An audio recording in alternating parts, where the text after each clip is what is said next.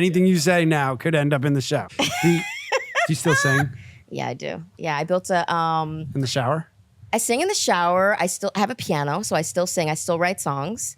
And I built a little like pre-production studio in Ray Ray's bedroom.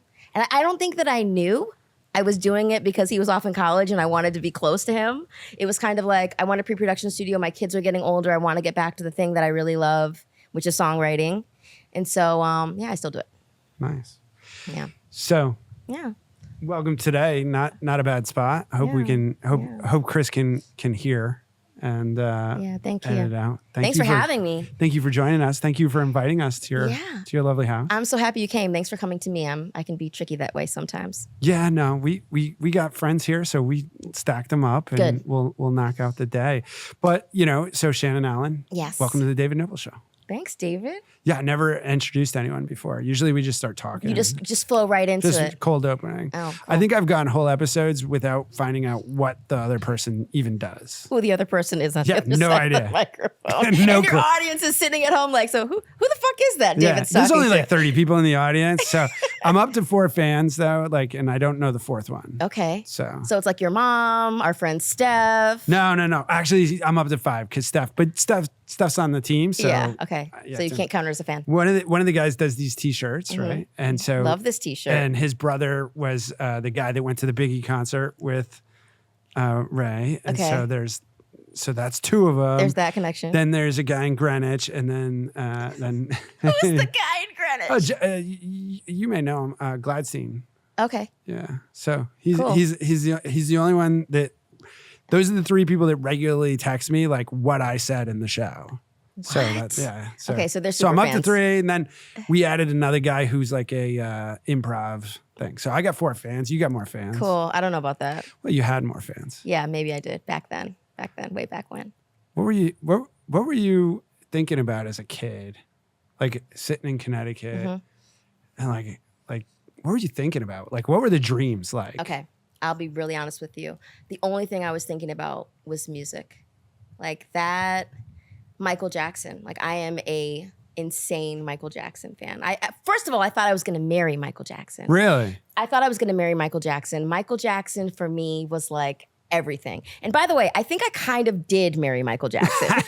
Well, not really. I mean, not literally, but like Ray, first of all, Ray, this is going to sound so silly, but his presence, he has a very like, he walks into the room and the sun comes out, right? Like I always say when Ray leaves the house, he takes the music with him. Which is like literal. That's romantic. Yeah, but literal and figuratively. Like he's the one that plays the music in the house. So like when he leaves with his Bluetooth, like the music goes silent in the room. So that actually happens. All right. But also for me, like when he walks out of the room, like he takes the music with him. That makes sense because like every party, when Ray shows up, that's when the music starts. Exactly. Right? Like he's worried about something. Right. So. Completely. So, and then also he's an amazing dancer, Ray is. I don't know if people know that about him. He can moonwalk. He can do all of the things. My wife has a deep desire to learn how to moonwalk. She can't figure it out. Does she try She can't figure it out. Okay. Yeah. Does she have she own a thinks pair of it's really- socks? I think socks help. Socks help. Yeah. Well, no, she wants to do it in like the shoes. She went like Michael. Like Michael. Okay. Okay. Got it. Like penny loafers. Yeah. Yeah. Okay. Got it. He's got a show on Broadway now. Yes, I've been there. Have you? You know I've been there. I have not. First of all, you have to go see it. It's unfucking believable. Our entire family went. We cried, we laughed, we screamed. We were on our feet for at least 25 minutes, standing ovation. They get a standing ovation every single night. Like it is so powerful and beautiful, and you leave a little depressed because you have a longing for Michael when you leave. But back to your original question, music, Michael Jackson. I thought I was going to marry Michael. I didn't marry Michael, but that's fine because Ray's amazing. I love him. I'm glad I married Ray. But they have a lot of similar qualities. And then our son, Win, we've got 4 boys and a daughter, and an extra son actually we're legal guardian for my son's best friend. So 5 boys and a girl. And Win, our 15-year-old, was born the day after Michael Jackson passed away. May you rest in peace, Michael. So I was at a casino that day. Tell me about your experience when you found out. Lincoln Downs, like the old dog track. I was at the casino, and when you heard, it was unbelievable. It was weird. An unbelievable loss, right? Yeah, it was, and I mean, he had been going through a lot, so And who knows one way or the other. I assume there's some truth to his behavior, but like, yeah, it was just, I remember sitting there at the casino, like Michael Jackson died. Kurt Cobain, I remember that. I remember Jerry Garcia. Sure. Your dad probably remembers Jerry My dad Garcia. remembers John Lennon. John Lennon. So I was 3 or 4 years old at 83, so I was about 5 and running around telling people that John Lennon died. Oh. Like, I think my dad still, to this day, wishes he could rewind time and go back to the day that John Lennon died. Like, that was like, it was as if like a parent, I think, for my dad had died, because my dad's a huge music lover. But yeah, I mean, I was 40 weeks pregnant when Michael passed away, and I remember Ray and I were in the living room. I was getting ready to deliver the next day, Wynn, who's now 15. And I went into what I can only describe as like a psychotic break. I was so sad. And I walked out into the backyard. This is like, people are gonna think I'm a lunatic, but this is like when someone's art changes the trajectory of your life, and every single part of your life you can attach to a song or a video or something that was, I mean, we waited in anticipation for a Michael Jackson release. There will never be, there has never been what I liken him to music's favorite son. Like, Michael gave everything he had, and everything he had was love. From 5 years old until the day he passed away. So I walked out into the backyard, and I was literally screaming to the sky, to the ethos, take all of my love with you. And you know, I have a husband who, like, the crazier I get, I think the more he loves me. Like, he doesn't think this is insane, by the way. Yeah. And he's like, all right, we need to go for a walk. Because he was also very, very sad. So the next day, fast forward, I'm at Newton Wellesley Hospital, and I'm delivering our fourth child, and I'm having a C-section, and I'm just crying. I'm just absolutely crying. And my doctor's like, can you feel this? Like, you shouldn't be this sad. You shouldn't be in this much pain. And I was like, I'm not thinking about this C-section. I'm thinking about Michael Jackson right now. And the minute Wynn came out, and he was so beautiful, and he looked like a football player. He came out with all these muscles and like this massive head of hair. And he was like my longest, heaviest child. I think he was like 8 pounds, 13 ounces. They put him on the scale, and he was like massive. I mean, he looked like he was an athlete. And Ray was like, oh my God, wait till you see this guy. He's so beautiful. Because I can't see anything past the curtain, right? And I just go, Ray, get with me on this. Wynn Rider, Michael Jackson Allen. And he goes, Shan, no. So, yeah. A lot of teenage girls are sitting in their bedroom thinking about music, listening to music, having those moments. What do you think was different about that for you? Like, many do it. Most don't become singers. Most don't become actors, actresses. Yeah. Most don't become entrepreneurs. Most don't become all of these things. You know, you're the multi-hyphenate of a lifetime, right? Like, you have all of the hyphens now. Yeah, I definitely have tried a lot of different things. What makes me different? I don't think anything makes me different from any of them. I think when you love something, you know, you just run towards it. Maybe the difference is that my parents, even though they had no connections in music, no connections in Hollywood, my mom owns and operates a real estate company in Middletown, Connecticut. My dad was a school teacher and a carpenter, and, you know, but he loved music. You have to have something. There's something different. There's something many people want and dream. But like, what triggered the do? I guess I'm gonna have to say Gordon Adams. That was my first chorus teacher in Rock Fall, Connecticut. You know, I went to chorus, and he recognized that I had a beautiful voice, and he saw that early on. I tried out for plays. Old were you? 5. Kindergarten. Rest in peace, Gordon Adams. He was my first chorus teacher, and he said to me, you can sing, but you're not gonna get anywhere unless you learn an instrument. You need piano lessons. And my parents didn't have a lot of money. I mean, you know, we lived check to check like everybody else in the 70s and 80s. But my mom and dad sought out a piano teacher for me, this woman, Gina Fredericks. And every Thursday, I went to piano lessons, and I learned how to play the piano. I'm not a great piano player, by the way. I'm not like a pianist. But I learned classical piano. And that... Did you like it, or did you hate going? I hated going. Not hated going. Actually, that's not true. I liked going, but I was never prepared. I mean, I could play the piano, and I could read music. but it was all classical, and I wanted to be a pop singer. You want to do Michael Jordan? Yeah, Michael Jackson. Yeah. I mean, I wanted to learn how to play like Stevie Wonder. And so then when I didn't have any pop music, she didn't have that in her repertoire, I was playing the piano and then I was singing like Italian opera, like Caro Mio Bien. Like that's how she was teaching me in addition to my schooling.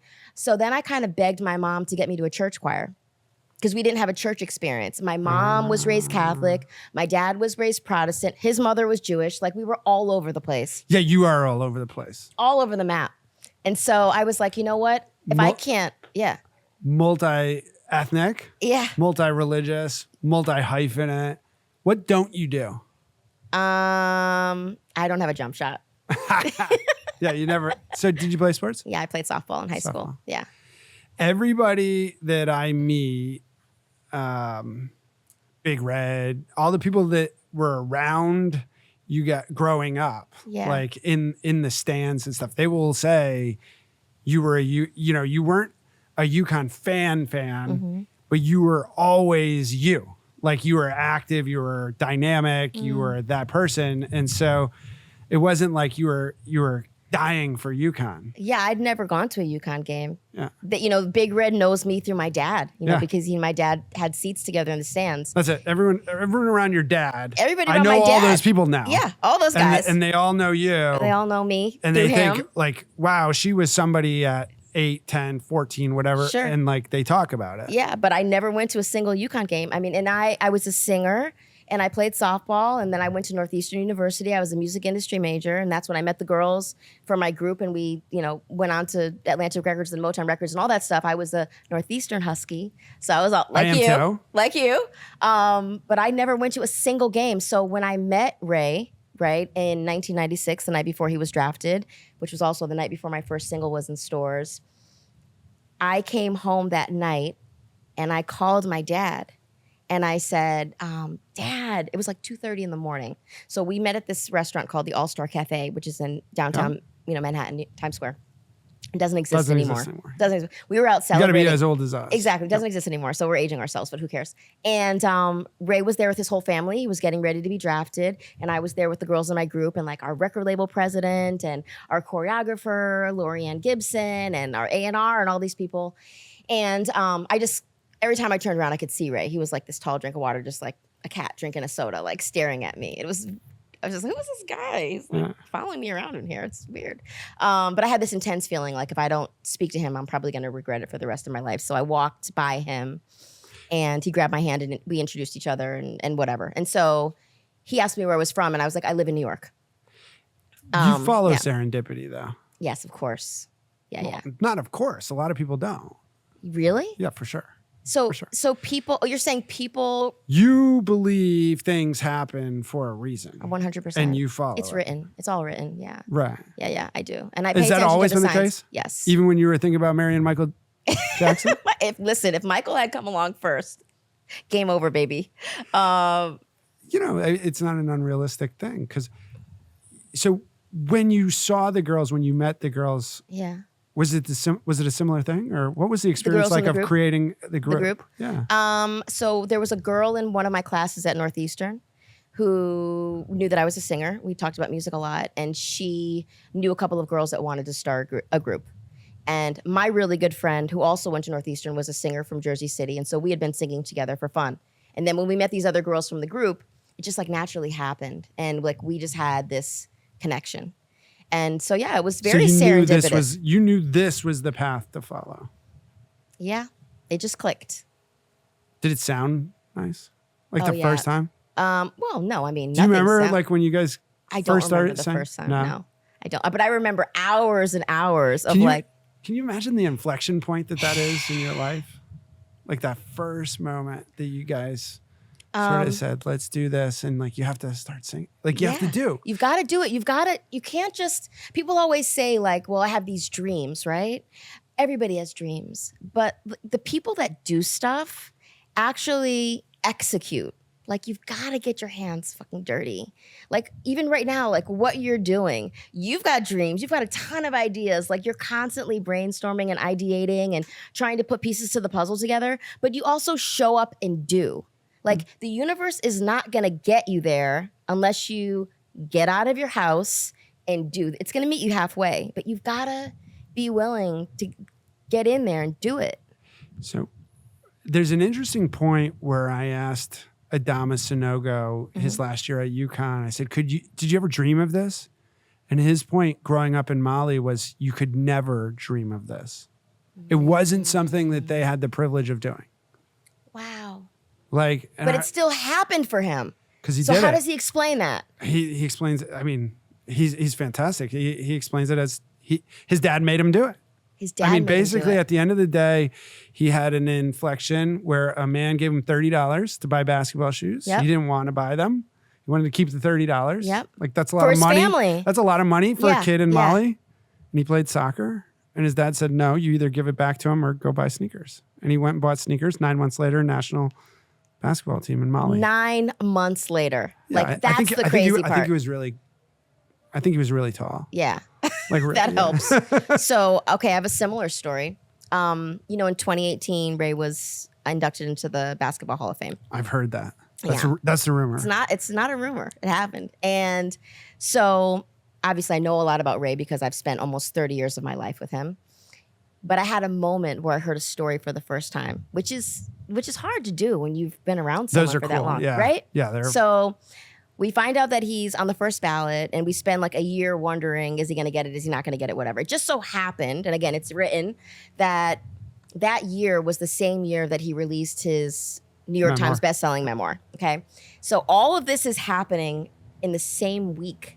Now, he's been writing a book for 4 years.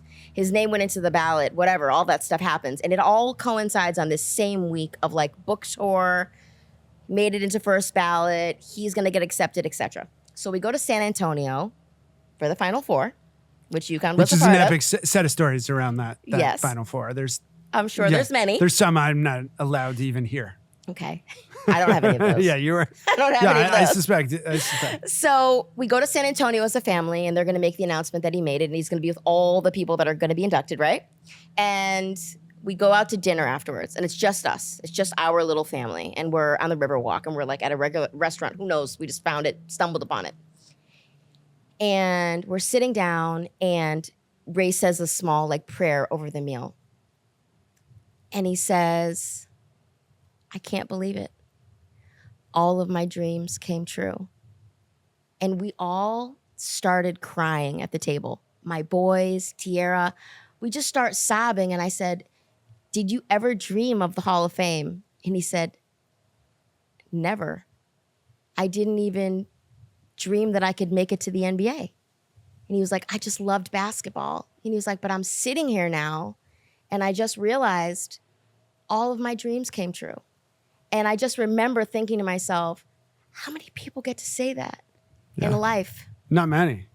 Most people have failed to dream, though. I think Right. I think that's a big real part of miss. it, right? Yeah.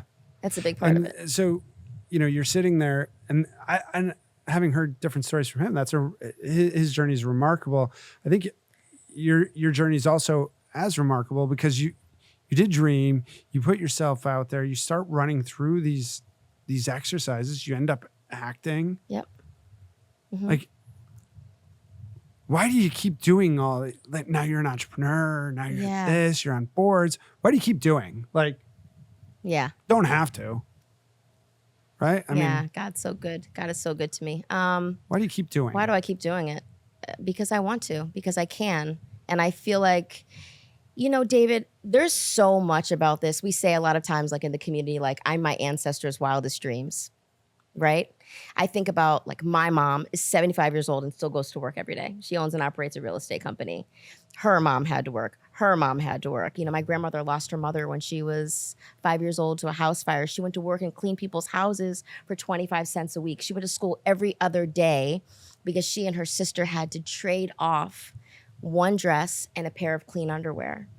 It's a little black girl in New Britain, Connecticut, who didn't have a mom anymore, whose teacher gave her the name Agnes because there was another black girl in the class named Agnes, and she couldn't tell the difference between Agnes and my grandmother, whose name was Doris.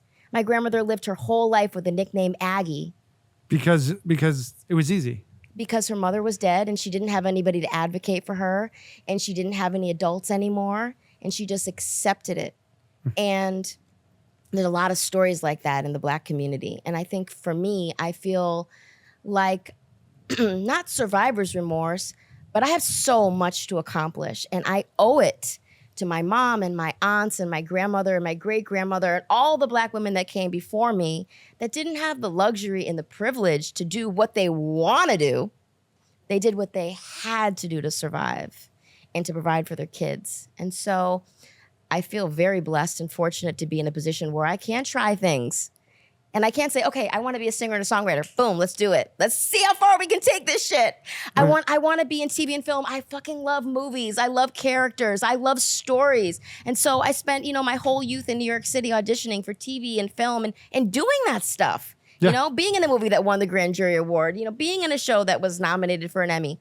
One of the things I think of when I deal with students every single day, almost every single day, is like, if you don't do it now, you don't get to do it. Yeah. Especially when you think of being forward facing on camera.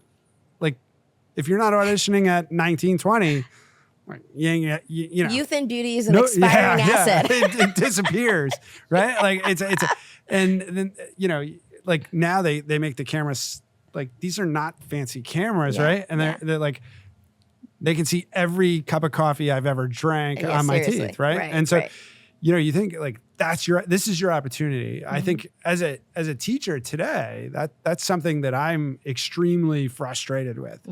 Is like, here's the opportunity. Yeah. Youth is wasted on the young, right? Yes. Here's the opportunity. I know you have to do it now. Do you sometimes say that your students, like when your students like say at the Worth Institute and they come to you at CCEI or whatever and they say, I've got this idea and I don't have the money, I don't have all the resources, I don't really have the know-how, but God, I feel like I got to do this. Do you say, get the fuck out of here and go do it? No, I usually say like, don't do it. That's a stupid idea. David, what? I don't know. I remember these two characters. They were walking around. They came back from an internship we had sent them on in New York, and they were walking around with like index cards torn in half with jokes written on them, and that became a board game, right? Like, by the way, if you want to buy it, we'll DM What's the name us. of the board game? It's called Roast Me. It's not safe for work, but I gave it to my 12-year-old nephews, no problem. When I got, because like I'm not. You're playing not getting invited to Thanksgiving dinner anymore, but they got the board game. Luckily, Thanksgiving is in New York, so that's the one holiday I get. Right. But yeah, I mean, I think we encourage them to try as many things as they can while they're in college because you don't get many free chances to try. Right. And so that's what we're trying to build, is a place where you can fall down and get back up. I think it's incredibly important when you go to women entrepreneurs and not every color, but definitely Black entrepreneurs, definitely Hispanic entrepreneurs, don't have the degrees of freedom or don't feel that they have the degrees of freedom to fail. We're not allowed to make mistakes. We're not allowed to fail. It's like we get one chance, people invest in you. If it doesn't work, you never get an opportunity. You might as well go work at the post office. Yeah. And that's not, and I see this on the other side of the table now, especially the stuff that I'm doing with CI, with, Connecticut Innovations, and sitting on that board, like, the dudes, right? Like they come in with an idea on the back of a napkin and they've had 10 failures. They've had a string of failures. People are lined up like looking for toilet paper in the Soviet Union saying like, I can't wait to give you more money, bud. And it's like, I have a profitable business. Hey, my business is profitable. I've been in business for 10 years. Invest in me. And they're like, oh, wait a minute, little girl. You are entirely too risky. We work with Black entrepreneurs, you and I both. One of the things that I've noticed as a repeat difference between people growing up thinking about entrepreneurship, being exposed to different things, especially the finance side, is the term investable. What business is investable? And when you're in venture capital, like the number one filter is, does the entrepreneur understand my business, which is the venture capital business, how I get paid, how I return, because that's who they want to give money to. And so that's a piece where I think, we've put through Hillside Ventures at UConn, we put a lot of Black students through up to 2 years of venture capital behavior and activity while in college. Again, now they know the business model. Well, yeah, there's a glossary of terms. There's a lot of financial literacy that goes into this world that I didn't know. And I'm the daughter of an entrepreneur, and all my aunts and uncles are Black entrepreneurs. My grandfather was the commissioner of minority small business for the state of Connecticut, but I didn't really understand EBITDA. I didn't really understand how important ROI was for people. You know, I didn't really understand the difference between a PE firm and a VC firm. And, you know, there's a lot there that even growing up in a family of entrepreneurs that's missing, because even though we were a family of entrepreneurs, we didn't have generational wealth. And it wasn't scaled entrepreneurship. Right. Number one thing I see is being early. If you want to raise money in venture capital, be an early employee of a venture-backed business. And so, like, I've talked with Venture Society Labs, and we're going to be doing something in New York in November. You're welcome to come up. Okay. I'm not coming, but go ahead. Just kidding. Yeah. Thank you. Hey, you never know. You're welcome. There'll be some good businesses. There really are. He brings in a number of good ones. And like when I looked at it, I was like, hey, I want to help not necessarily invest in Black founded startups. I think there's another precursor. I want to start helping build the employment pipeline for young Black men and women to be able to work in these companies. Okay. So when you make your investment, whether it's to a white entrepreneur, Hispanic, Asian, doesn't matter. You're also hiring. You're also hiring. You're also hiring inclusively. Right. And because out of the gate, that first investment, that's where you can impact the future of entrepreneurship. Do you think that people invest in ideas, or do you think people invest in people? People invest in things that will return them money. And that's a bar. Yeah, and they invest much more in structure than people or ideas. Ideas are cheap. Ideas are easy. Everybody has ideas. I don't think I've ever had an original idea. Okay. I've had original connecting of things, like, oh, these two things should go together. And they haven't before. Yeah. And then they say, well, you invest in people. And what are they really saying? And it goes back to that. Does that person know how I make money? Yeah. And if they do, they know that I have to return this fund in 7 to 10 years. I'm in year 2. So they have to hit this KPI in year 3, 5, 7 and be acquired. So I've seen this repeatedly with Black founders that I've worked with. They'll start a meeting with, I'm never selling this business. Right. And that's not what investors want to hear. They're like, what's your exit strategy? That's the end stop. They want to know immediately. What's the exit? How do you get out? How do I get my money? And then pull that back. What's the first principle? How do I get my money back plus the return I need? Right. That's their business. It's that simple. I also think the venture capital business, they don't know where Black founders are. So that's like a whole they use that as an excuse. They're not willing to go where Black founders are. Right, exactly. And when Black founders come to them, they have 1,000,001 excuses why this is the wrong person. We're going to keep looking. Yeah. You know, and I see that a lot. And I also think that, you know, we're over-mentored and we're under-sponsored in a lot of ways. It's like, if I was someone different and I came to this idea, you know, you would recognize immediately that I'm brilliant and you would want to be a part of it because you see the, you know, immensity of the market. Where when you come as a Black founder, there's 1,000,001 reasons why this won't work, as opposed to seeing the possibility of how, with the proper financial support and even, you know, stacking the deck a little bit, absolutely can work. We have a lot of work to do. What's your future from here? What do you think? Well, this year I'm going to franchise Grown. I believe Grown's a multi-billion-dollar corporation. We haven't talked about Grown at all, but Grown is the first Perfect ever time to talk about it. 100% USDA organic certified fast food restaurant chain that I created and founded after our middle child Walker was diagnosed with type 1 diabetes. So it's breakfast, lunch, and dinner with the convenience of a drive-thru, but all the ingredients are organic, and it's stuff you would make for yourself at home if you had the time and the wherewithal. We're reinventing your fast elevator food. pitch is down. Yeah, well, I've been saying it for 10 years. Yeah, I've been 14. eating it since I met you. Yeah, right? and what do you think? It's great. Thank you. But it's good. You start with good ingredients, you get good food. Right. Yeah. How do you do that at scale? Just like McDonald's and Taco Bell did. It's just food, David. I mean, it's a restaurant like any other restaurant. The only difference is we're using organic ingredients and we're serving it to you out of a drive-thru window with at-home delivery. It's the exact same model. It's just what you said. You said, I've never had an original idea in my life. I may think of 2 things that haven't been done together before. Fast food's been done. It's been done really well and it's done really poorly. And good food, healthy food, organic ingredients have been done. They've just only been done in this particular format, right? Too expensive, sit-down restaurant, too much time. So I'm just marrying the two. It's convenience without compromise. When you meet with investors, you meet with people, what's the number one excuse they have why your business won't work? Me. You. I won't invest in someone like you. Black woman, married to a professional athlete, 5 children. One of them has a serious medical condition. You are going to get burnt out. And by the way, what you've managed to accomplish with grit and determination is unbelievable. But I can't invest in you. You're too risky, Shannon. Why don't we get a CEO then?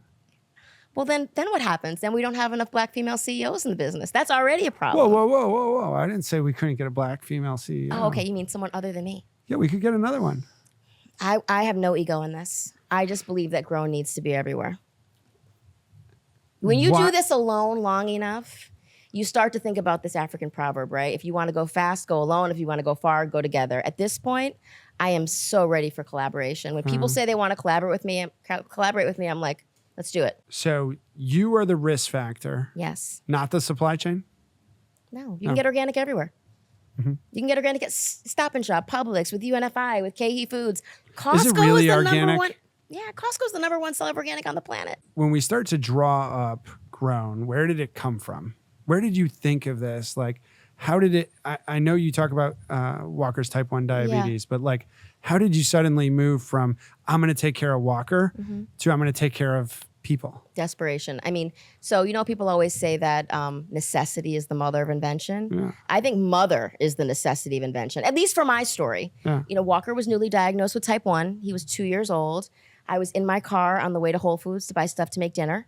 And he had an extremely low blood sugar in his car seat. And he was already insulin dependent. He was still being breastfed. And he had just a handful of foods that he was eating, like chicken, some rice, some soup, some vegetables, like a really simple palate. I was weighing and measuring all of his food. I was doing all of the carb counting so that I could administer insulin at every meal. I mean, this guy was like, he was 2 years old. I think he maybe weighed 18 pounds. And he was already getting 7 to 10 insulin injections a day. It was crazy. And I was on my way to Whole Foods and his blood sugar was like 40 and falling. And so I started looking around the highway like, oh my God, what am I going to get this guy? I'm not going to make it. The schlep to the grocery store is out the window. And it's like Taco Bell, McDonald's, Dunkin' Donuts, Starbucks. Like none of this stuff was, not only was it not really food, these were food-like substances that went from a fryolator to, a microwave, or a freezer to a fryolator. But it wasn't going to be good enough for him. And not that McDonald's isn't amazing. I grew up on McDonald's. It provides a real service for people that work third shift and busy people. It was better when we were kids. It was. But better. I mean, when my mom and dad took us to McDonald's on the weekend for like a small fry and a Coke, it was like, that was like, yes.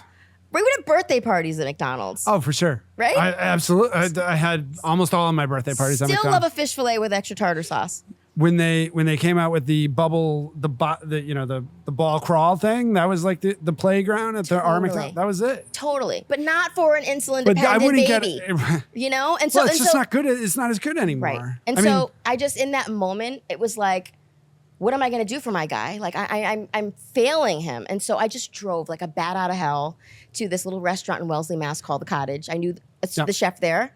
And I jumped over the counter, got him a Sprite to get him out of the danger zone, and then got gluten-free panko encrusted chicken tenders. And I went home and I sat on my shower floor and I cried and had a pity party. I'm a failure as a mother. This guy's already insulin dependent. I'm doing everything wrong. And then I got out of the shower and I looked in the mirror and I was like, you know what?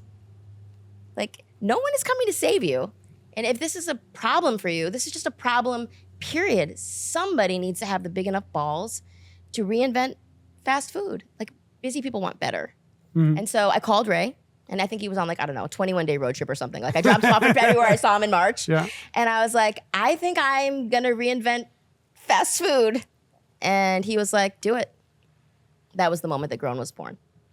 Was that before the pregame meal or after? It was after the pregame meal. So how crazy is that? That's wild. It's crazy. Right. That is because I was already in the food space. I was already teaching soccer moms how to make tailgating food healthier on television, on 2 networks. See, this is why sometimes it's good to know people but not know everything about people in the podcast, because I had no clue. I assumed this happened. Then, you're working on Grown, then pregame No, meal. So you pregame changed how did you start to change your own personal life before you got to Grown then? And where did pregame meal come from? So my own personal life, I was a singer and an actor, and so I lived studio hours. Like we were in the studio at 2:30 I in the lived morning. funeral director hours growing up because my Right. mom. So like, Yeah. You know those hours. yeah, you know, yeah. it's like a coffee, chicken tenders and fries at 3 a.m. Like who bacon gives a maple shit? donut. Yeah. Those I are plan for those now. Look at that 25 fruit. hot dogs. Yeah. Exactly. Give me a pie of fruit. There's going to be food there. Right, exactly. So I ate very crappy. Ray used to always call me skinny fat. He was like, Shan, like, what's the deal with you? Like, you're skinny fat. Was he eating cleaner or? He was just, no. He wasn't. Back then he ate meat. He ate bacon still. He ate whatever he wanted because his body was It's just the calories. Yeah. I mean, he was 203 pounds soaking wet. He was pure muscle. Like, you can Google it. You don't need me to give you the whole Yeah, well, thing. we've all seen it You've for all like seen a whole it. career. You've seen it, entire career, right? And so he could eat whatever he wanted because his output was through the roof. And then when we moved to Seattle, Milwaukee, then Seattle, we started having babies. Ray was getting a little bit older, and he had double ankle surgery, right? I kind of like had him at home, and I could like have my way with him, right? This is like when we got pregnant with Ray. But he had to have double ankle surgery, and when he came back from double ankle surgery, I asked his team nutritionist and his like fitness people, what do I need to do to help this guy? He's getting a little bit older. He's having a problem with his ankles for the first time. Like, what's his BMI? How much does he weigh? How much should he weigh? What can I do differently? And for the first time, I heard the words clean eating. And I was like, clean eating? Okay. And so I started doing research. We lived in Seattle, so I could get a lot of organic, fresh made foods. I started cooking a lot more. I got in the kitchen with his mom. She taught me everything she knew. And I cut out for him a lot of the stuff that he loved, that he grew up with, that we just didn't need anymore. I got rid of marshmallow fluff. I got rid of shed spread. I got rid of jam. I got rid of Oreo cookies and red vines. And I went down to like meat, chicken, fish, fruits, vegetables, and nuts, and like good complex carbohydrates. And that's when we started in Seattle. I think when Ray gets 80, maybe we can me and him can hang out and eat Fluffernutters. It's so funny. Like now, that's like my favorite thing. He gave up. I don't eat them, but no. I mean, it wasn't like a regular thing for him, but like we had it in the pantry. Now we just don't. Yeah. Right. We don't have antibiotic syrup in the pantry anymore. You win those things at the grocery store. You win those battles at the grocery store. Right. Yeah.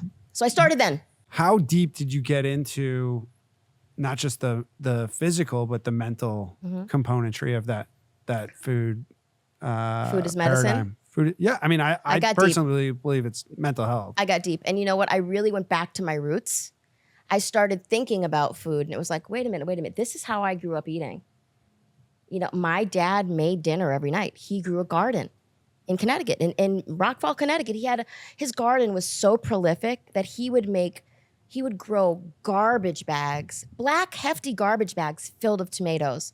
And all my aunts were single moms. And my dad would he was like Santa Claus, but he was dropping off fruits and vegetables at everybody's doorstep. And my parents would can and jar their own tomato sauce. My mom made their own. They were hippies. She made jam, like in the wintertime. And I don't know if you guys remember this, but like you wouldn't buy marinara sauce.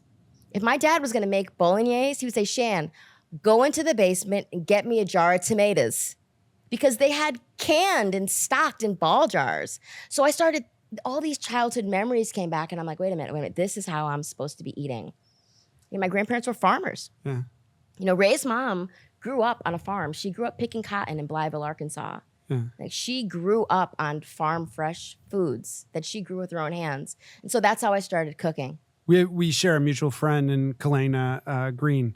And Kalena from South Carolina as well. Her family has an interesting story, but like the farm piece. Yeah. She's like, oh, I'm buying farms in Jamaica. Right. Like I'm farming. Like, what are you doing? What are you doing with your extra money? Oh, I'm putting it in Jamaica to farm. Yeah. And she's like, when you go to my house in South Carolina, like there's the food. Exactly. Because I was like, she's like, I love pork. She's like, I love chicken. I love beef. But she's like, it's different when it's out there. We've gotten so far, and then we can go so deep on this, but this is like the premise of Grown, right? It's like a Michael Pollan quote, like eat real food, but mostly plants. We have gotten so far away from where our food comes from in this country that it is a rarity to actually eat something in its original source. You know, if you go to the grocery store right now and you buy a tomato and you pick it up and you smell it, 9 out of 10 times, you're not even going to be able to smell the sun anymore inside that tomato. Like that's what grown is about. You know, it's not made, it's not manufactured, it's grown. If we can reconnect with where our food really comes from, we're going to see all of these ills that we face as human beings in our bodies dissipate. We got to get reconnected to the food. How much is connected to inflammation and gut inflammation, would you guess? I think enormous amount. Our gut is our second brain. You know, and I'm not a nutritionist, and I'm not a doctor. I'm not a certified dietitian. You don't have a PhD. I don't have a PhD. Biochemistry. I don't. But in my own body, what I see with Ray, what I see with Walker and his type 1 diabetes, everything that I've learned about diabetes in general, which was the real pandemic of our time before COVID, inflammation is a killer. It is a chronic killer. I think a large majority of preventable diseases, not communicable diseases, but like high blood pressure, heart disease, all the things that kill us over time are connected to inflammation. When my chance to have a student that wins the Nobel Prize in medicine is a kid named Spencer Matonis, and he has a startup. What? Is this real? Yeah. I mean, he really could. I think if his company works. I mean, and he would always tell me, "Oh, I'm working on the human brain interface." Whoa. Okay. Heavy. I'm like, dude, you plug in a computer into my brain and like, yeah, we're almost there. Yeah. No. Muppet. No. He's a material scientist. Okay. He's working on the materials that allow genetic programming to impact your metabolism. But how did they do it? You swallow a pill. Yeah. It dissolves. It's a camera. Mm-hmm. It attaches to your gut, and it speeds up your metabolism through your brain, because that's the pathway to the human brain interface, right through your gut. Yeah, gut health. And so this isn't not proven. Yeah. So what are all the implications of that gut brain connection? Mm-hmm. And that's why I talked about mental health and asked about that a little bit, is like, you know, I really do think, like, you're not feeling good, I eat salad. Like, I'm feeling depressed, that, start pulling back the complexity of everything I'm eating. Yes. And don't eat 34 hot dogs in 3 days. Atu's over there like. I wouldn't recommend that to anyone. I did it once. I did it, but I don't know. We're going to get the count pretty soon. I'm excited. I think it's 34. That's I think it's 34. That's a good 4. number. It's a good number in my house. Tray 4. Yeah. Yeah. I think there's a lot to do with, obviously, you know, the human gut, right? And the brain-gut connection and inflammation, certainly.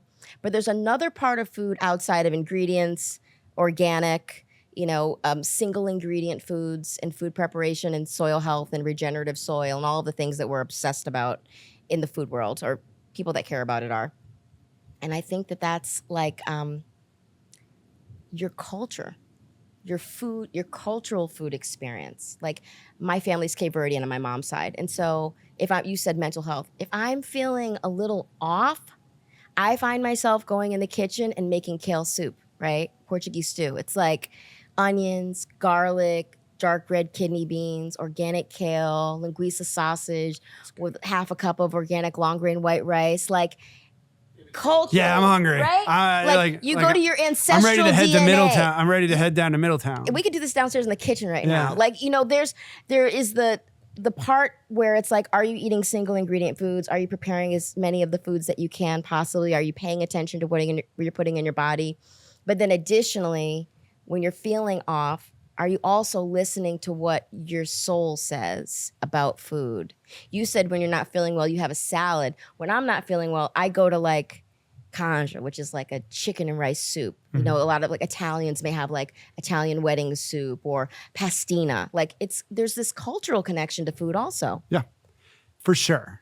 Right? For sure. I mean, you didn't just grow up eating hot dogs, buddy. No, I didn't. I ate a lot of turkey sandwiches with white bread and mayonnaise. I was like, before I lived in Finland, I ate like I was Atu, and, you know, I didn't eat anything interesting. Mm-hmm. Then I went to Finland, and they're like, Yeah, he does rap battling. We can make him rap battle later. Okay. But when I went to Finland and I'm 15 years old living there, now you're out of your house. Like they don't baby you like your mom does, right? Well, my mom didn't baby me, but she got me turkey. I got to eat whatever I wanted. So then they're like, hey, here's the salmon with shredded potatoes, onions, and creme fraiche. That sounds amazing. You can eat it. And it was because the salmon was caught that morning in the river. You can eat it or you can not eat it. But like, this is all we're making you. That's it. So I started eating it. I was like, oh, onions are really good. Like, it ruined salmon for me, though. Really? I don't eat salmon in America. Okay. Oh, because the quality. Because of the quality. Yeah. I mean, it's so good in Finland. Like, it's just, and what they do is they poach it in that creme fraiche. Oh, my God. Coming through the potatoes and onions. And it's perfect. And oh, my gosh. Again, you go back, it's all done. Like, somebody made it. Yes. And so, I love to go out to eat. Do you? Yeah, but we try to really limit how much we do it. We never go out to eat. Is that crazy? No, it's not, because I know. We never go out to eat, but there's a couple reasons why. It's hard. It's hard also because, this man has got this kind of, he's a globally recognized guy, and he's so respectful of people and their time, and always, he's very good about ingratiating himself to people whenever he can. But sometimes it's like, I remember when Walkie was little, it would be so difficult sometimes, like giving Walker insulin at a table is very clumsy, and you've got needles at the table and people are kind of like, what are you doing? And this is pre-Ozempic, right? Like nobody sees needles at tables. But he needed insulin at every meal. He still does, until there's a cure. And sometimes people would come over and just be like, hey man, I got to get a picture with you right now. And Ray's got insulin, a syringe. We're mixing insulin. We've got sterile diluent out and Humalog. And then if you say no, you're a jerk. Then you're an asshole. I choose asshole. That's my choice. Yeah, I go with that. So there's that. And then there's also that, I make dinner just about every night. And I want to make the kids food. Which is again, this is the insanity of the multi-hyphenate. Because it's not just you're a multi-hyphenate career. Mm-hmm. You're a mother. Grandmother now? Grandmother. Which is not fair for us. We're too young for that. So no, oh my God, she's so cute. Our daughter's got, oh my gosh. Cutest baby ever, Tatum. Yeah, but you're active in your children's lives. Oh my God, they're my world. Right. There's a lot of people that aren't. And so like you're doing all these things. You're running grown. Mm-hmm. You're trying to take it to a franchise model. Yes. Trying to find investment. Yes. And this is the risk factor. I say, like, all right, who's saying that about Elon Musk right now? If Trump wins, they're like, oh, give Elon Musk an important job, right? Give a busy person work if you want it done. That's definitely my theory. True. That's definitely true. Like if I'm giving someone work. You know what? When people ask me, what do? Do you know what I say? Whatever it takes. So that's how this show started was, what do you do? Like it doesn't make sense. Like you can't, I'm a lawyer, I'm a doctor, I'm an accountant. That part of life is gone. Mm-hmm. I do all these things. Yes. And I have to figure out how to make a living. Right. That's the right answer. Mm-hmm. I don't see the future for me as being a professor. What do you see it as? I don't know. It's doing the things I need to do to be more successful and live the life I want to live. Mm-hmm. And I can't do that in a model that's shrinking. Right? What are the things that you're doing right now that give you the most joy? Because I think that's really important. I think working with entrepreneurs, not students, which is a change. This is the first year I've ever felt that inversion. I've always appreciated the 18 to 22-year-old student much more. Okay. Coming out of the pandemic, there's a clear, I shouldn't get emails from people's moms. Oh my goodness. In college, right? Like, oh my goodness. Like I shouldn't. If they want to say something, it should come through their student. Not just should, legally it has to. Like I'm not able to tell people's moms about their adult child who's actually a child, right? Because that's the problem. Like when we were 15, we were running all over everywhere. Like, oh my God. I'm driving in New York City at 16. Yes. I'm living in Finland at 50. And we didn't have cell phones and pagers. Like I was asking my mom the other day, like, Mom, how did you trust to know that I was going to be okay in a girl group on Motown Records, living in Manhattan, no phone, no cell phone, in the studio with like 35 guys every night at 2:30 in the morning? And she was like, well, I trusted you. Yeah. And I'm like, really, Mom? Was that enough for you? And she was like, this was your dream. I was never going to be the reason why it didn't happen for you. I trusted that's you. a hard paradigm as a parent.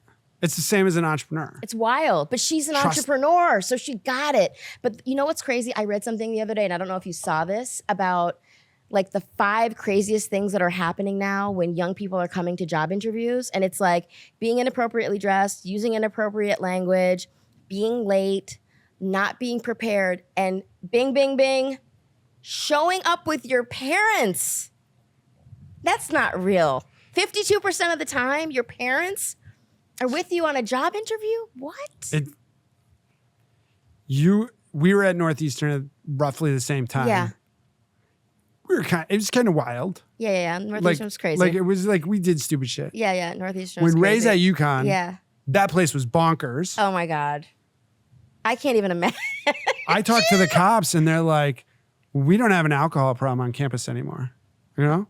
Okay. We have a mental health problem. Oh. We have an anxiety problem. Kids, like 6 to 8 kids on the first weekend are having challenges. Being put into the hospital. Wow. It's the first weekend they're away from their parents. They don't know how to be away from their parents for a weekend. Oh my goodness. And they don't know what to do. That's the biggest problem that they have is mental health. And then I think the pandemic expanded it out. And now it's like, I have to have a mental health issue. Yeah. Or I'm not normal. So I have to be a victim or I'm not normal. And so, and I was thinking about this and I was like, no, that can't be true. And then I was thinking, I remember when my parents weren't divorced and I was like, oh, I'm weird because everybody else's parents are divorced. Okay. And I remember that. Yeah. Like not having braces. Yeah. Everybody else has braces. Why don't I need braces? Yeah. And so when my parents got divorced, I was like, oh, well, I'm like everybody I'm in the else club now. Yeah. And like, I think those two things combined are really. So there's a failing, right? Like we're failing our kids to some degree. For sure. Yeah. For sure. And that's what they're seeing on college campuses. And I'm seeing it every day. Yeah. So phones. The phones are definitely part of the problem, but they're symptomatic. I don't think the phones are the problem. I think my perception, my opinion isn't that it's the phone that's the problem. It's the use of the phone or tablet as an excuse to not be a parent. Oh. So, like, go back. Like, how many times do you remember, going to dinner as a child, and then you're running around and you're acting like an asshole? Like, basically every time as a kid. You see it, yeah. Right? Now you go into the restaurant, you see a kid on an iPad. Or phone. Right. Yeah. And then you say no phone or iPad and they start crying. And then what do? They give it to them. Right. And we're all guilty of that at times. Some level. On airplanes. Some level, without a doubt. You know, it definitely happens. I mean, I definitely have been guilty of that. But I will tell you one thing. And this is going to go back to me again. Well, you are the guest. Thank you. Eating dinner around the table, to me, is like the great equalizer. We've got to eat. So I force dinner time in my house. And I know everybody can't do it because some parents work double and third shift and some parents can't even afford to have dinner on the table. Like it's a luxury to be able to say that I forced dinner time. People are struggling to put groceries on the table.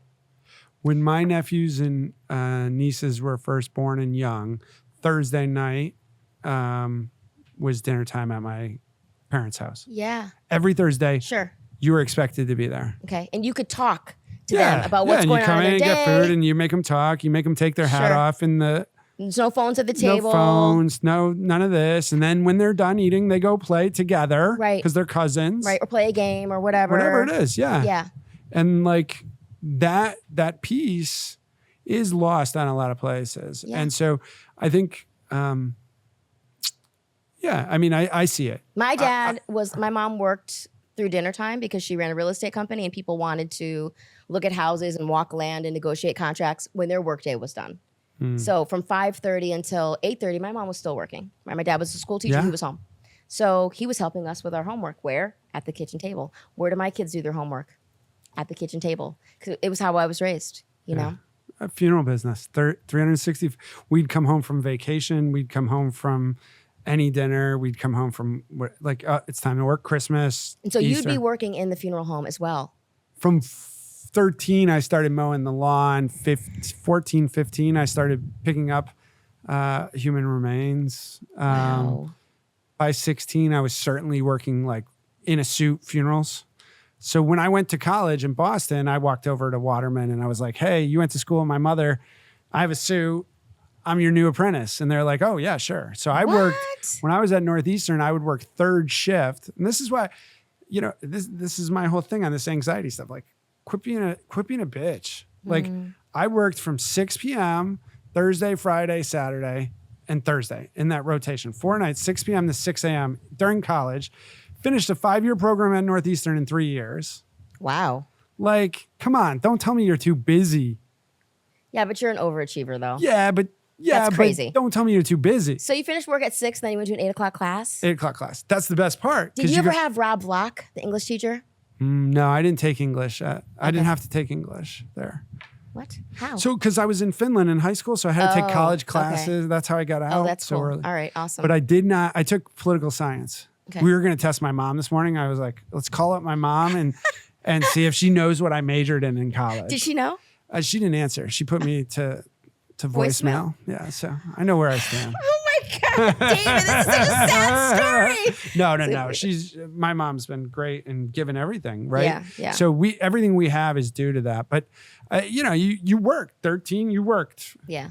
I preferred the funeral because I either had to work in I worked. painting was the other side. So put a suit on. But listen, that's another thing. Like, do kids work anymore? Do kids have No. jobs anymore? Do your kids have jobs? Well, yes. Ray Walker doesn't have a job. Ray had a job. He actually started his own business. He ran a basketball coaching all day Saturday, all day Sunday. He coached kids how to play basketball. He made his own money. Never asked me for gas money. That's how it's done. Yeah. That's a big difference. I mean, I think that's one of the key fundamentals is like I worked at 13. The when minute you're I could get my 13, Social 14, you Security get that card, permit. Yeah. I started working at Amato's Toy and Hobby in downtown Middletown. So I rebelled one summer and worked at Almac's grocery store. Okay. Like rebelling was not working for a business we owned. Not doing embalming in the middle of the night. Yeah. Yeah. Those are fun jobs. Yeah. No, it's good. You gotta get out there. You have to have a good, so I have a positive aspect on, perspective on death, right? Like it's You like sure part do. of life. My mother got into funerals because for her, it was similar to being an obstetrician. It's a transformative period in life where you're helping people move from here to there. Sure. My daughter's a doula. Our daughter's a doula. And she said there are birth doulas and there are death doulas. Right. She's a birth doula. So I guess my But mother's your mom's a death doula. doula. Yeah, because people need the support. So what is your mom's perspective like about I mean, we all have expiration dates. It's so sad to say, but Yeah, you're just gonna die. So in our house, there's nothing. you're just going to die. You're gonna die. So just do all the things. Do the things you want to do. Yeah. So that's kind of the answer then. Why do you do it? Because you can while you're here. Yeah, I mean, so for me, I have a clock. Like I hear it, and it's like it's. I can't hear other people talk sometimes. It's so loud. Really? Like when I did not want to see Hamilton. I'm like, this is stupid. Really? They're gonna tell people that the founding fathers were all speaking Spanish and. Oh, it's they're so black as- good. And I got in, and I the first time, and I'm like, oh wow. It's amazing. And I was like, this is. How does Lynn know what's going on in my head? And that running out of time thing is been my life. Right. I have to do the next thing. I have to get it done. I want to know what's next for you. I don't know. I mean, we'll find out. I think the Story Road. Well, that's for you. That's for you. Yeah. I'm so excited about Story Road. I mean, I think that's for you. But I think, for me, I mean, we'll certainly helping and getting on the board. right. Yeah. But I mean that but yeah, I mean, helping entrepreneurs like Roz, helping entrepreneurs like yourself, helping entrepreneurs like, I got a whole list of them. Yeah. Like that's what I would do.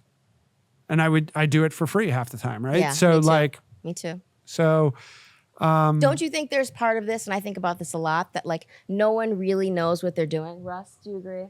No one really knows what they're doing. Like we're all doing stuff, and we're doing stuff with great intentions and the hope that it's going to connect people, help people, support people, like being in service to the world and our communities and our families. But ultimately, like, so to Russ's point on the phone, I would say like, hey, look at this. People think everybody knows what they're doing, and everything's perfect. Everything's perfect, right? Yeah. Here, the Connecticut River, everything's perfect. Everything's There's perfect. nothing in your life that isn't perfect.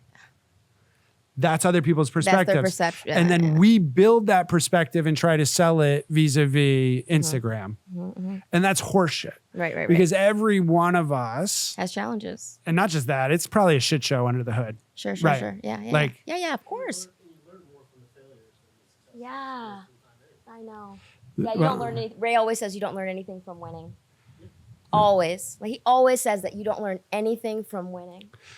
Which is wild, right? Because you think, well, you just want to win. Yeah, everybody wants to win, but you don't learn anything from it. You learn bad habits. Yeah. From winning. Because you think you're the reason you won. Or that you can and continue. And when you fail, it's somebody else. And as long as you take that mentality, you will continue to fail more than win. And I think when you see other people that realize winning is about working together and building something and achieving goals together, there's something bigger at play, right? You're building something bigger than yourself. Nobody wins building themselves, which is ironic because like creatorship is really about how do you build yourself to be a business. And I think that's different though. Like the number of people that helped me is immense. Right. So I could say it's all about me. All my success is me. But like it wasn't. And Peter Worth was a person in that, right? Like there were people that said this, like there was a provost that thought it was funny to give me a job that like I'm not supposed to have by paper at the university, which made everybody hate me. Right. And he thought it was funny. Right. So like, but that was the opportunity. He opened the door, said, here's the rope, go hang yourself. So like you have so many different people that allow you to be successful, but it's always every day. So I've been building this war against imposter syndrome, specifically with Black and women entrepreneurs, because that like they're talk about it and like, oh, I'm an imposter. Yeah. That's not. Fuck that. We all are. I'm as white as they come, as male as they come. I am continually waiting for the house of cards to fall down. Right. That's my mindset. No one really knows what they're doing. No one knows. No one knows. We're just, Atu said this to me the other day, just trying to figure out today. Exactly. Just trying to get through. I just always trying say to figure that like I don't know what God has in store for me, but to date, I will tell you that whatever my life is 1 trillion gazillion infinitesimally better than anything I could have dreamed of for myself. So could you have dreamt this back in Connecticut? Never. Not even when you're going to marry Michael Jackson? Well, that would have been a different existence. Right. But you know, it wasn't this good. No, none of it. I mean, you can't dream what you don't see. So if you don't know that it exists, you can't dream it, right? Which is why it's so important to be a sharer and to invite people in. And when people have experiences to say, hey, come to the Final Four with me, come to the Peter Worth Institute with me. We're going to do a dinner and we're going to invite entrepreneurs. And I want you to meet, the Doug McNeelys of the world and the Don Peebles of the world and, Isa Watsons of the world. I want you to meet these young people, these successful people that look like you, that are doing this big shit, right? So you can see that it's real and you can touch it and feel it and know. That's super important. So I never dared to dream any of this because I didn't know that it existed. But I really feel that I don't want what I want. I want what God wants for me. And because of that, I walk on pure faith. Every single day, I am putting one foot in front of the other, with the deep belief that there is a purpose for my life on this earth, and that I am heading in that direction with God's grace. One thing you can let a young person know. They can walk away and say, maybe that's helpful. What would you share? Why not you? What does that mean to you? Whenever I got ready to try anything, whether it was singing, being in the group, going to college, auditioning, coming up with ideas like the pregame meal or any of these other number of ideas that I've come up with, falling in love, deciding to be a parent, being an entrepreneur. Every time I got ready to do a thing, I would always say, why not me? If it's not going to be me, it's going to be somebody else. So why not me? So that's fair. That's a good lesson because it's got to be someone. It's got to be someone. The magazines when we were kids. Yeah. Remember the Ed McMahon shows up at your house. Right. Why not me? He showed up at someone's house. Yeah. Which is insane. What do? You open up the door and Ed McMahon's there. You just won $5 million. There's the big check. So, but why not me is that's actually a great way to go through life. When you're sitting there and you're looking at the thing and it's scary, you're full of doubt, you're full of all these things. We've all been there. We've all been there. The point on that I'll often say to someone is, you've already failed. Now what? Yes. You've already failed. You're now. You're sitting at a no. You're sitting at a no right now. Everything you're afraid of has already happened. Yep. Now what? Because then you're free. Right. You're free to believe. Why not me? Yeah. That's good. And it puts it back in your onus, your area of control. Like all you got to do is take that first step, and then you take a next one. It's so good. You've already failed. Yeah. You're right now. Right now, you're sitting at a no. So get me to a yes, because you've already got the no. Yeah. And you're alive. You're breathing. You're good. You're safe. You're safe at a no.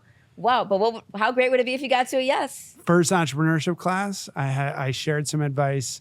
They can't eat you. You're not in the jungles of Nepal with a tiger that's gonna eat you. Right. This is just it's just work. pitch. It's just work. Right. It's just a job. It's just money. Most common thing in the world. They print it. So thank you for doing this. Thank I really you so appreciate much. it. Oh, I'm so happy we got this on the schedule. Yeah. You could do. So I know your story about Win, and I think you could do like a whole TV show on the story. And it is such an inspiring story, and I think it wouldn't do it justice to jump into it here. But really, it's thing. You are saved, and I feel like when I think of Grown, like that's the payback. Oh my God, yeah. Right, like, yeah. And I think that's another way we could look at it. He actually. One day we were at the restaurant. My kids are there. They help. Picking up straw wrappers off the floor and putting food in the garbage and asking anybody if they need anything because they're just used to seeing me do it. Because they got to work. They got to work. They want to help mom like you wanted to help your mom. And one day we were there and two of Walker's buddies were in there getting smoothies. And when they left, he looked at me and he goes, Mom, I got to ask you a question. And I go, what, Walker? And he goes, if I never got type 1 diabetes, would you have created Grown? Yeah. Yeah, I know what you meant. Yeah. And I said, wow, Walker, I've never thought about this before. No, I wouldn't have. I wouldn't have had a deep desire to want to change something. Something that works but doesn't work for everyone. I would have just hit the drive-through like my mom and dad did, Yeah. And I said, why are you asking me that? And he said, my friends love it here. And we eat here all the time and I love it here. And he goes, I was just thinking like, if you creating Grown came from me getting the diabetes, I'm okay with the diabetes. There you go. He's like 78-year-old, 12-year-old, 14-year-old, right? This is the guy that pricks his finger 10 times a day and gets 7 injections a day. Yeah. And he's okay with the diabetes. Yeah. That's pretty big. Yeah, it's amazing. So thank you. I really appreciate it. Thank you. Thanks for having me.